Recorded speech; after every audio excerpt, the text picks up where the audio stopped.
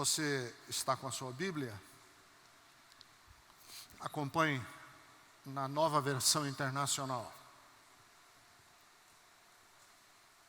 Apocalipse capítulo 2, versículo 7. Aquele que tem ouvidos, ouça o que o Espírito diz às igrejas. Ao vencedor, darei o direito de comer da árvore da vida, que está no paraíso de Deus. Versículo de número 11. Quem tem ouvidos, ouça o que o Espírito diz às igrejas. O vencedor de modo algum sofrerá a segunda morte. Versículo 17. Quem tem ouvidos, ouça o que o Espírito diz à igreja. Ao vencedor darei do maná escondido. Também lhe darei uma pedra branca, um novo nome, nela inscrito, conhecido apenas por aquele que o recebe. Quando a Bíblia insiste, quando o texto parece redundante, é porque tem alguma coisa aí que nós precisamos ouvir.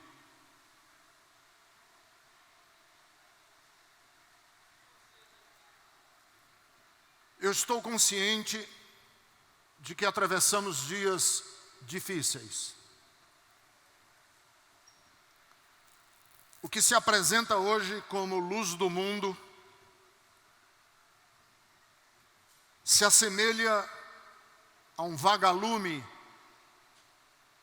diante da luz do sol.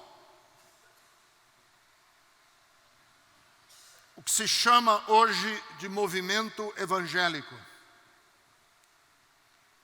é um pingo d'água numa chapa quente.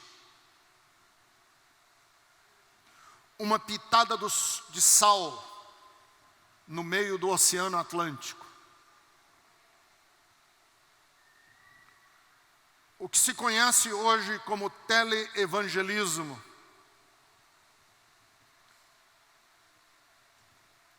e que se arvora de uma mensagem capaz de reverter com pobreza e gerar gente rica e próspera. Esse teleevangelismo que nos massacra nos canais de televisão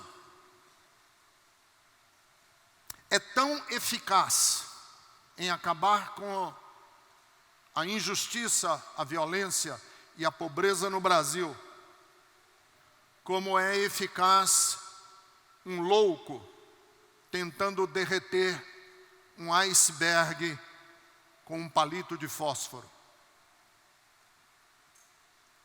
Eu estou consciente, como pastor, já perto de me tornar idoso, que se nós não tivermos um novo Pentecoste,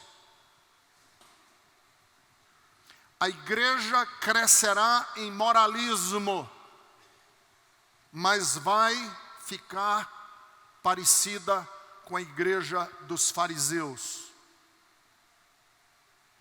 Se Deus não nos visitar com um vento novo, a igreja será rica e garbosa, mas capacho de políticos. Se Deus não nos sacudir com algo inédito, nós seremos a continuação das igrejas batistas do sul dos Estados Unidos, em que o diácono dava uma surra no escravo durante a semana e no domingo distribuía a Santa Ceia. Precisamos, como nunca, que a igreja seja abalada por Deus, para que pastores não sejam sinônimo de picareta, que bispos não se confundam com bandidos de organização criminosa, e que os padres não sejam achincalhados. Precisamos, como nunca, que Deus nos visite. Mas quando eu digo visitar a igreja, eu não estou falando de visitar a instituição, o CNPJ. Porque o CNPJ e a organização e a instituição é uma formalidade necessária, institucional, para que sobrevivamos num ambiente urbano, num ambiente de mercado, num ambiente moderno. Quando eu falo que a igreja precisa de um abalo, eu estou falando de você, que se chama cristão. Eu estou falando de mim. Porque é uma verdade que os pastores precisam o tempo inteiro ter em mente, e eu preciso manter isso na minha mente. É que os pastores vão passar por um rigor dobrado na avaliação de Deus. Então o check-up é necessário que eu faça e que você faça.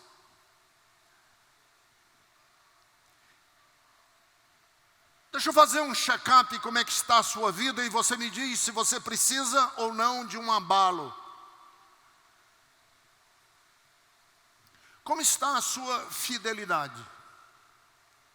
E eu não estou falando de fidelidade à Bethesda, eu não estou falando de fidelidade à sua mulher, eu não estou falando de fidelidade aos seus pais, ou de fidelidade ao seu marido, só. Eu estou falando de fidelidade como uma virtude que deve ser nutrida dentro da gente. Porque Jesus diz em Lucas capítulo de número 16, versículo de número 10, quem é fiel no pouco, é fiel no muito. E quem é infiel e injusto no pouco, é infiel e injusto também no pouco.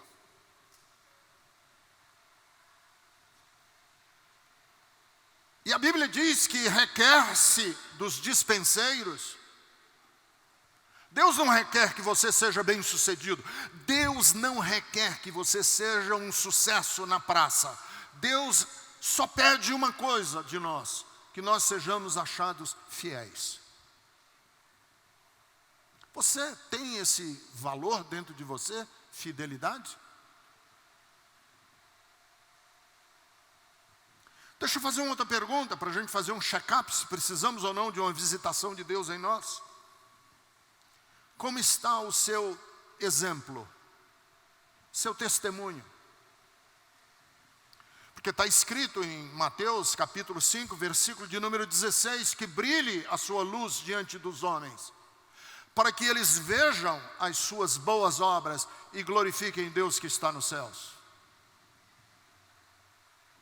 Por seu exemplo, pelo seu testemunho, as pessoas honram ou debocham de Deus? Responda. Ou você é do tipo isentão, que nem influi nem contribui? Oxalá você fosse quente ou frio, mas você é morno. Nós precisamos imediatamente, urgentemente, que uma chave seja trocada na nossa mente. É a chave da religiosidade para a chave do discipulado.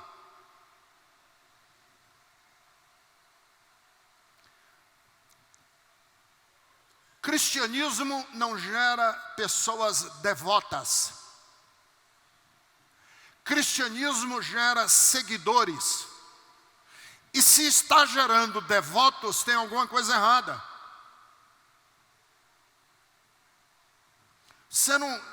Cristianismo não gera pessoas devotas de Jesus.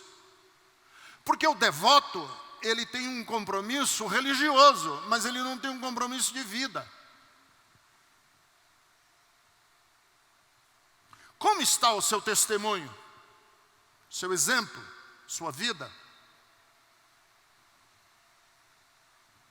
Deixa eu fazer uma pergunta para vocês que diz respeito ao Apocalipse.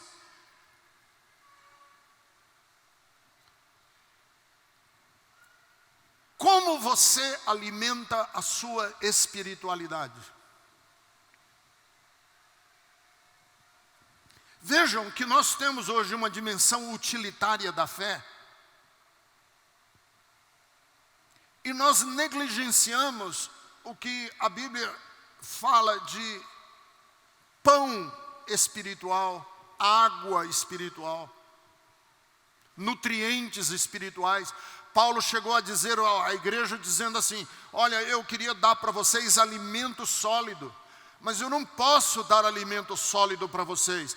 Eu tenho que dar sempre leite, eu tenho que dar sempre um leite, porque vocês são crianças, são infantis. E você não consegue abstrair e pensar além da infantilidade da fé. E a ironia, não é ironia, a consequência, o desdobramento, que é irônico, é que aqueles que não alimentam-se espiritualmente, em última análise, se tornam pior do que eram antes de conhecer a Jesus. Está escrito em Pedro. Alguns que abandonaram a fé, e Pedro usa uma linguagem fortíssima, fortíssima. Aqueles que, por não se alimentarem espiritualmente, retrocedem, e nesse retrocesso, e aqui a linguagem não é minha, é de Pedro, e ela é pesada. Pedro diz assim: é como um cão que volta ao seu próprio vômito. Está na Bíblia. Se não nos alimentarmos espiritualmente, nossa alma atrofia. Se houver aqui nesse ambiente, ou nos acompanhando pela internet, qualquer fisioterapeuta, você sabe, fisioterapeuta, que os músculos, caso não se movimentem, atrofiam. Precisamos de exercício mental, porque se a nossa mente não for exercitada, ela também atrofia. Ficamos lentos, perdemos a perspicácia, esquecemos. A alma, o coração, os valores espirituais também alimentam a gente. E em todas as igrejas do Apocalipse existe uma advertência. Caso você não seja zeloso ou você não seja zelosa, você vai perder o que tinha. Porque a gente perde sim. E ninguém tem garantia de que sua história terminará bem. Ninguém tem garantias de que sua história espiritual terminará bem. Ninguém tem alvará de Deus, salvo-conduto de Deus, para negligenciar o que pode alimentar a minha alma. A Bíblia está repleta de exemplos de pessoas que começaram e ficaram no meio do caminho. Quer ver um exemplo? Esaú. Esaú e Jacó eram irmãos, mas Esaú vendeu o direito da sua primogenitura, de ser o primeiro filho, por um prato de lentilhas. E a Bíblia diz na carta aos Hebreus, que depois ele quis recuperar o que havia perdido e não encontrou lugar de arrependimento. Gideão, o célebre Gideão, vocês já devem ter visto aí, campanha de Gideão da Conquista. Pois esse Gideão da Conquista, em Juízes capítulo 8, de número 27, diz que ele mandou fazer um manto sacerdotal todo ornado e todo bonito. E o texto diz, Juízes 8 e 27, todo o Israel prostituiu-se, fazendo deste objeto um objeto de adoração, e veio a ser uma armadilha para Gideão e a sua família. E eu não tenho tempo para falar de gente que não soube lidar com o poder, como Saul. Gente que não soube lidar com a força, como Sansão. Gente que não soube lidar com a riqueza, como Salomão. Riqueza, a riqueza pode ser uma maldição na sua casa. Eu já visitei uma família toda despedaçada, os filhos despedaçados, a mulher despedaçada, o marido despedaçado, tudo despedaçado na família. Eu e a Jerusa estávamos lá 3:30 da tarde. A casa era um quarteirão quadrado, 2 piscinas, 5 ou 6 carros parados na garagem. Sabe o que foi que a esposa disse para mim e para Jerusa? Maldito o dia em que entrou dinheiro nessa casa. Maldito o dia em que entrou dinheiro na nossa família. Do que você alimenta a sua alma? Se a sua alma não estiver alimentada espiritualmente, você vai parar na metade do caminho. Segundo, você precisa de um avivamento na sua vida e na sua alma. Deixa eu fazer uma pergunta para você. O que é que você entende por salvação? Porque é uma frase que é muito fácil na boca dos evangélicos e dos crentes. Salvação, salvação de Jesus, só Jesus salva. Jesus é o Salvador, não há outro debaixo do céu que salve, senão Jesus. O que é que você entende por salvação? Eu sou salvo. Salvo do quê? Da onde? O que é isso, salvo? É bonitinha a frase, é de impacto. Jesus salva. Mas salva do quê? Lhe salvou do quê? Lhe garantiu um lugar no céu quando você morrer, é isso? É pobre, é pouco, né? Vamos concordar, é pouco.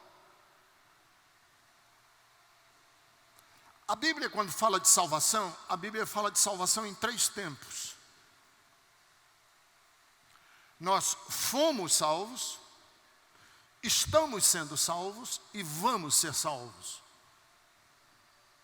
Fomos salvos pela graça. Pela graça vocês foram salvos. Isso não vem de vocês, é dom de Deus, está escrito na Bíblia. Mas você foi salvo do quê? Deixa eu falar, sugerir apenas. Você foi salvo do jugo da culpa. Do jugo, do peso da culpa. Você foi salvo de uma índole que você não tinha controle. Uma índole violenta, abusiva. Você foi salvo dessa índole. Você foi salvo do vício da dissimulação. Alguém já disse que o primeiro pecado do jardim do Éden, do Adão e da Eva, não foi comer do fruto. Foi a dissimulação. Que na linguagem dos adolescentes é dar uma de João sem braço. Ou, na linguagem também, é dar uma de Miguel. Desculpe os Miguéis, se você se chama Miguel. Da onde Miguel, né? É uma expressão aí popular, sem nenhuma inferência a quem tem o nome de Miguel, que é um lindo nome. O vício dissimulado, palavras dúbias, joguinhos, mentirinhas, safadezazinhas. O Evangelho nos salva disso aí. Da cadeia, da prisão, da jaula, da indiferença, dos olhos secos, do coração duro. Fui salvo disso, porque está escrito no livro do profeta Ezequiel que ele vem para transformar corações de pedra em corações de carne.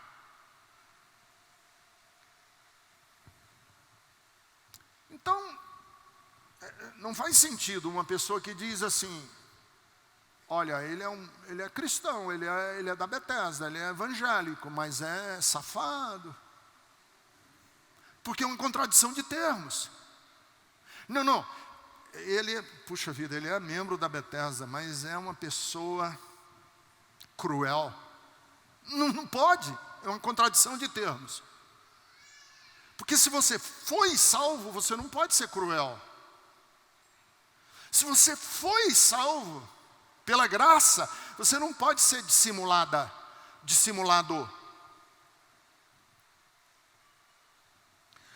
Estamos sendo salvos. Fomos salvos, mas estamos num processo de salvação. Filipenses capítulo 2, versículo 12, Paulo diz isso. Trabalhem, ponham em ação, operem a salvação de vocês com temor e tremor. Ponham em ação, trabalhem essa salvação. E estamos sendo salvos do quê? É um processo. Estamos sendo salvos de vícios nocivos. Por isso esse encontro que o Vili, a pastora Jerusa e o Will vão fazer um retiro para quebrar padrões repetitivos, vícios comportamentais. Viciado, tem gente que é viciada em mentir. Tem gente que é viciada em fazer negócio escuso. Tem gente que é viciada. E esse é um processo que não acontece hoje. Aqui é um processo, é uma vida, é uma caminhada. Você estará sendo salvo dessa prisão, dessa coisa, de reações tempestivas. É algo que precisa ser trabalhado no meu caráter, dia a dia. Por isso que nós precisamos operar a nossa salvação com temor e tremor. Vícios entranhados. Fomos salvos, estamos sendo salvos, e Pedro nos diz, no capítulo 1, versículo 5 da sua Epístola Universal, que nós seremos salvos.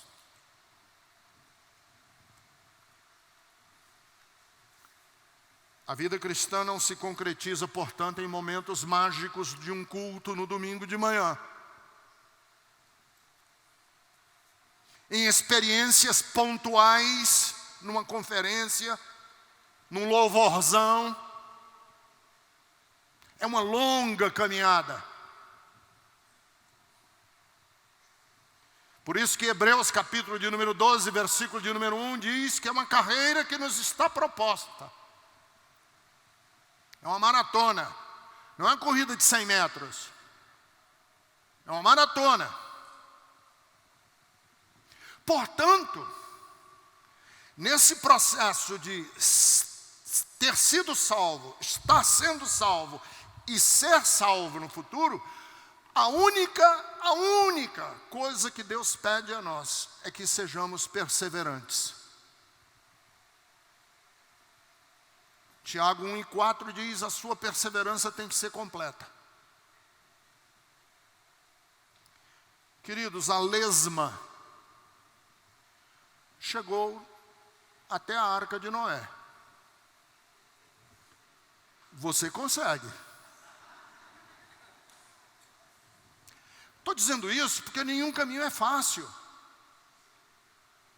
Diz, pastor, vamos ser sinceros, você nunca pensou em desistir? Ontem. Pensar em desistir não é o problema. O problema é desistir. Porque não existe caminho fácil. Para nada. Para um casamento, para aprender música, para cuidar das crianças. Todos os caminhos para todas as pessoas são complicados e difíceis, e principalmente o caminho da virtude. E não há nada mais devastador para o caráter do que uma pessoa abandonar processos no meio do caminho. O Vili me falou do meu neto, do Felipe. O Vili estava me falando do Felipe. Colocou ele na escolinha de basquete e o Vili ligou, e aí, vai hoje? Para a escolinha de basquete? Não, eu estou querendo mudar. Não. Você vai continuar. Porque não é a escolinha de basquete. É você aprender a não desistir no meio do caminho. A não abandonar. A procurar os caminhos. O caminho largo é o mais fácil? Lógico que é o mais fácil. Porque é largo. Até o bêbado acerta com ele. O caminho estreito é apertado. E são poucos os que acertam. E aí Jesus disse, porfiai por entrar pelo caminho estreito. Porque larga e espaçosa é a porta da perdição. E são muitos os que acertam. Porque é uma tendência natural nossa.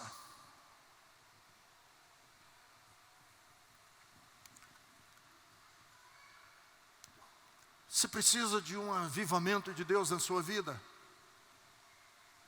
Como eu sei que eu preciso de um avivamento de Deus na minha vida? Porque eu preciso entender salvação e os processos de perseverança da vida cristã. E preciso, junto com Jesus, aprender a enfrentar a vida.